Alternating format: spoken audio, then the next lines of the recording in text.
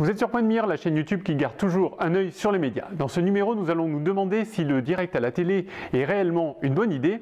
C'est parti!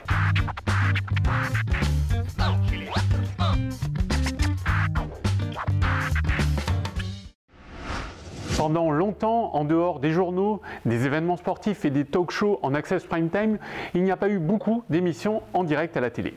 La raison principale, c'est bien évidemment le coût. Quand vous faites une émission en direct, ça coûte cher, il faut installer des décors et mobiliser les équipes techniques et éditoriales. Par contre, si vous enregistrez dans la foulée une seconde émission, le coût baisse. 2 émissions enregistrées à la suite en coûtent environ 1,5. C'est d'ailleurs comme cela que sont tournés les jeux à la télévision. Il y a une session de 2-3 jours par mois. Durant une journée, l'équipe tourne environ 6 émissions à la suite, ce qui permet de faire baisser considérablement les coûts. Il est bien loin le temps où un jeu comme L'Or à l'appel était diffusé à 19 h en direct sur TF1. Fantastique, boum boum. Certaines émissions, jusqu'alors enregistrées, font le choix désormais du direct, comme La Maison des Maternelles. Mais cela implique, selon son producteur, des sacrifices sur la ligne éditoriale pour rester dans le budget défini par la chaîne. Il faut dire que les choses ont évolué avec l'apparition des chaînes d'information en continu qui ont fait du direct un argument, notamment BFM TV et son fameux priorité au direct. La chaîne détient d'ailleurs le record quotidien de direct avec 20 h sur 24.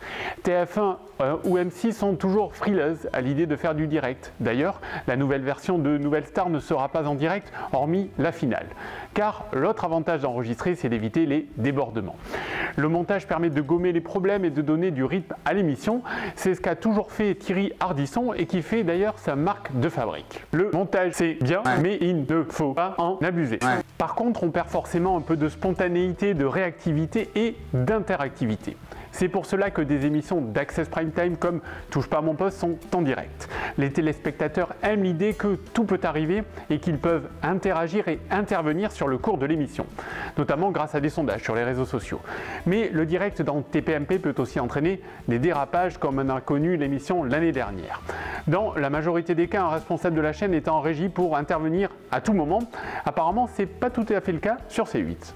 L'avantage, c'est que je peux dire que c'est un gros et que je n'aurai jamais aucun problème. Bon, franchement, il n'y a pas que lui qui est un gros enfoiré à la télévision, mais bon, ça, la fin, on le coupera en montage, d'accord? Alors, certaines chaînes ont mis en place un faux direct, comme TF1, avec un délai d'1 ou 2 minutes entre le direct et la diffusion dans toutes ces émissions de Prime. Un laps de temps suffisant pour couper la diffusion en cas de problème, tout en gardant une certaine spontanéité et en faisant voter le public. Il arrive aussi que sur certaines émissions réellement en direct, certaines prestations d'artistes soient enregistrées, le logo direct en haut de l'écran disparaît alors. Le téléspectateur peut donc être trompé, comme par exemple dans Quotidien qui est enregistré dans les conditions du direct mais sans les coupures publicitaires. Si au début de l'émission l'écart n'est que de quelques minutes, il représente près d'une demi-heure en fin d'émission. On ne peut donc jamais être tout à fait sûr qu'une émission est réellement en direct. Si vous avez aimé cette vidéo, laissez-nous un pouce.